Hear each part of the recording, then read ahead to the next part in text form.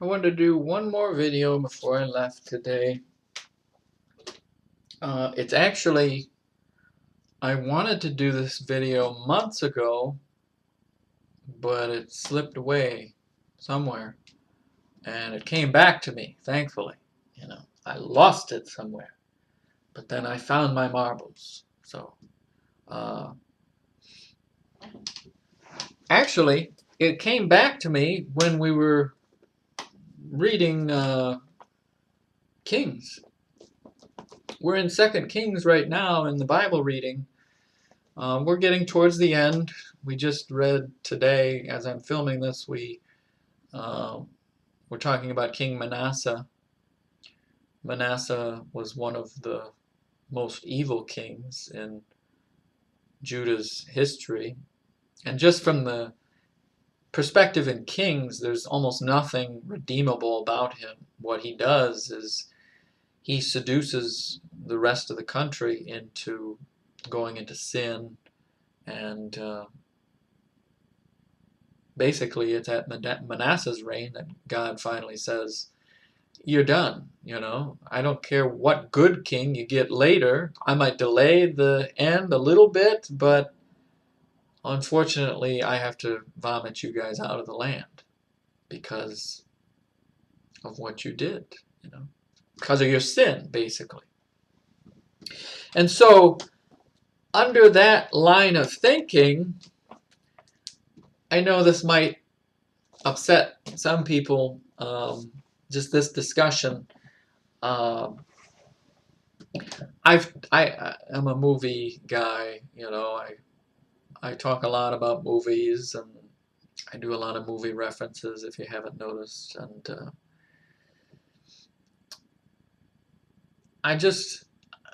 I've had this thought lately. I started to have it a couple months ago with everything going on. Right now, with all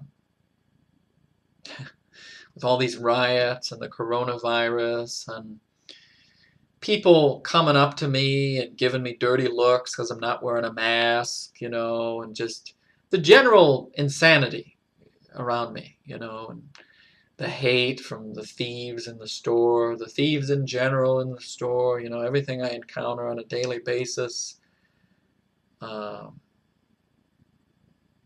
of makes you negative. But then when you look at their side, they feel that they're on the right, that they're, I don't want to take sides. I'm on God's side. Whoever's on God's side is a majority. One with God is the majority. That's where I'd like to be. I'd just like to be random guy standing out in the middle of the road. That's about all I've got on my side. And but God, if God is with me, then I am the majority, and I'd like people to stand with me in the middle of the road. I know it's dangerous, but I think we need to be bold. Maybe not in the middle of the road, but somewhere, speak out against this evil. But see, you speak out against it and you confront, let's say the group of people is the liberal today. The liberal today, not the liberal 200 years ago, obviously. That was a good person. Now it's a justification for evil today. Maybe that offends you, but you look into the details of liberalism today and what it's causing, it's actually communism in disguise, which is in disguise of Satanism today. And that's what we're marching towards. We're marching towards the end times, towards Satanism.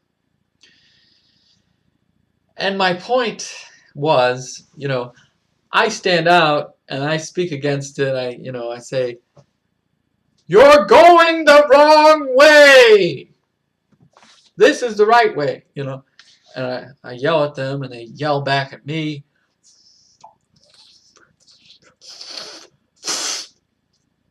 Sorry. F word profusely, and that's what gets thrown back in my face. And so I see it reflected That's the mind of the people right now.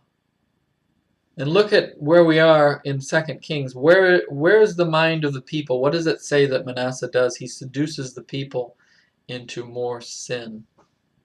What have we done with these presidents and kings before us? Have they seduced the minds of the people into sin, you know? And so what God does, eventually God starts, basically he just takes away his blessing. But I'd like to think that my thinking is like God's thinking, and I tend to think that God is almost rooting for the villains now. You know, that was my main idea, my main point that I was trying to get to. I know I've rambled for 5 minutes here and got nowhere, but that's what I'm seeing today. I'm a big movie guy, and some of these movies coming out and TV shows, I'm being forced to root for the villain, basically, because the hero is so pathetically worthless, you know? He's a liberal SJW and social justice warrior, if you don't know what that is. And that's basically, it's a fascist today. If you don't think the way they do, you're automatically evil and a murderer and a hateful bigot, racist monster. You know, if you don't think like they do, they want you to think like they do. And if you don't think like they do, they hate you and they want to kill you. You see these rioters, that's part of what they're doing, you know. You know, I'm actually the biggest friend to anybody who's got any sin problem or any issue. I will be there for you. I love you. I love you no matter what you've done, no matter what you do. I still love you, and the real Christian does love you. But they don't see that. They see the lie of Christianity today and just assume immediately that everybody's a hateful bigot. But anyway, my specific example that I used a couple months ago was James Bond. I said this in a message to some of my friends, and they responded. They were like, well, somebody's bitter today. Yeah. My idea was you should take Sean Connery out of retirement, okay, and make him the villain of a James Bond film. As you may or may not know, James Bond was originally played by Sean Connery. He was one of the better James Bonds at the start.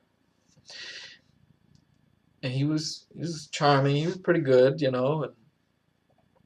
But now you cast him as the villain. You know, typically the villain in the James Bond film has infinite money and builds satellites that cause some doomsday event like nerve gas or lasers or sharks with lasers on their heads or whatever, you know.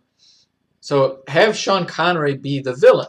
He's the original Bond, and of course you could look at the original Bond. I'm not talking about that. I'm talking about Sean Connery. But he's the villain now, and he's going to blow up the earth, basically, or cause some chain reaction that blows up half the earth. Which is actually what's going to happen in the book of Revelation. That's what it talks about. The Bible is foreshadowing that.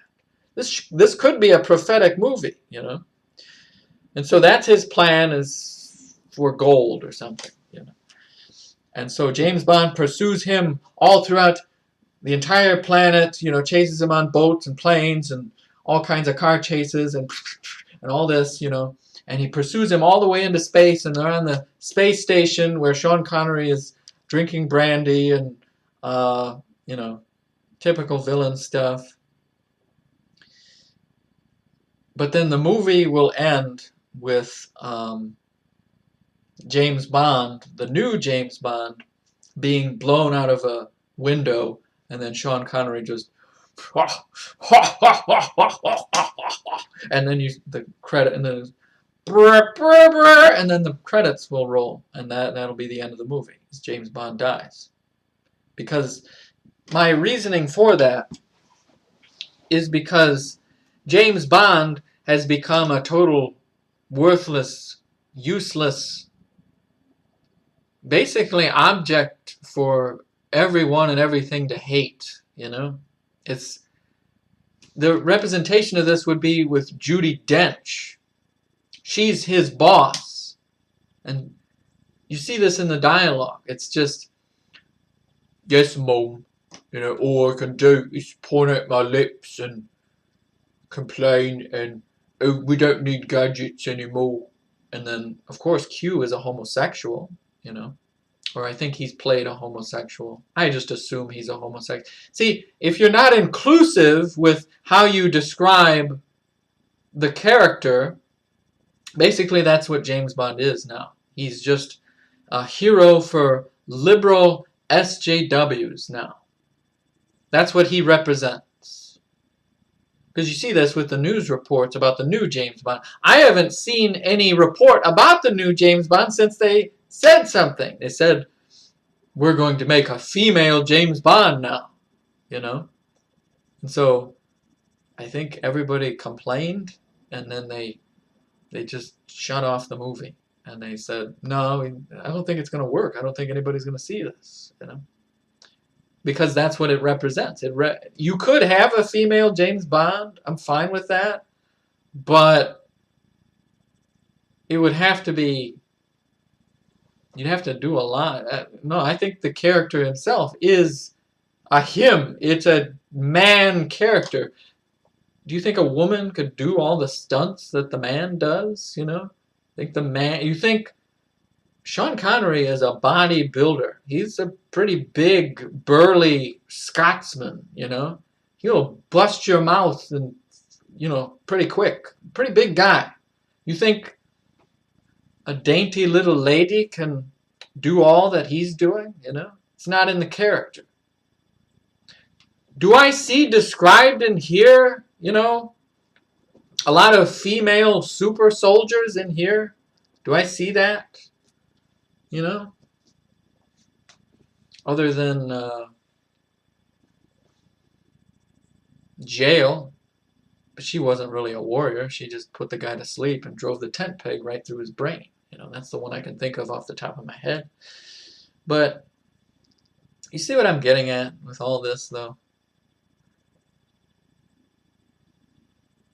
I can't root for James Bond anymore. I can't go watch that movie because it's garbage now. Because it's perpetuating the idea and the mindset of Satan, basically. Movies and TV have been taken over by Satan.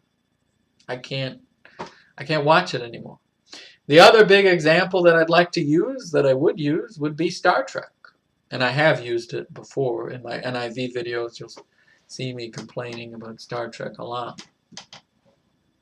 Star Trek today is exactly the same thing as what I just described. It's just a tool for SJW, liberalism, Satanism, propaganda. It's the most evil, rotten thing you could imagine. It's worthless. Why should I bother watching it anymore? But see, that's all available. That's all that's available to me. You know? As far as new stuff coming out, see, I can watch the old stuff and I can enjoy it, like original series Star Trek. You know, there's a lot of great ideas and wonderful thinking in that original series. You know, stuff that makes you think, and that's good. What Star Trek Discovery and Star Trek Picard is saying to the audience is, you either agree with me or you get the hell out, you racist, bigot, Trump voter. You know? That's why I have to root for the Klingons. When I watched Star Trek Discovery, unfortunately, I watched the first season of it. Just vomited my guts out after watching that.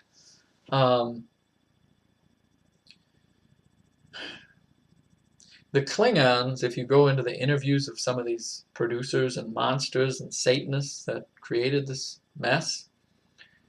They say that the Klingons are the representation of people who voted for Trump. Why can't we? Maybe there was a guy out there who just voted for Trump because he liked his hair. I don't know that person who would like his hair, but maybe there was. I really like his hair. I'm going to vote for him. I have no idea what he represents, but But instead, if you vote for Trump, if you think of the world in this way, if you think differently from how they think, then you're a racist, bigot, this, that. Basket of deplorables. That's what you are. So anyway, that's what my tendency is lately. I root for the villains. And then we go back to the Bible, what we were discussing earlier with Manasseh. Isn't that what God's doing? He's now going to allow Babylon to conquer them. Isn't he rooting for the villains? Isn't that the ending of James Bond being blown out the window? Ha! Ha ha ha ha!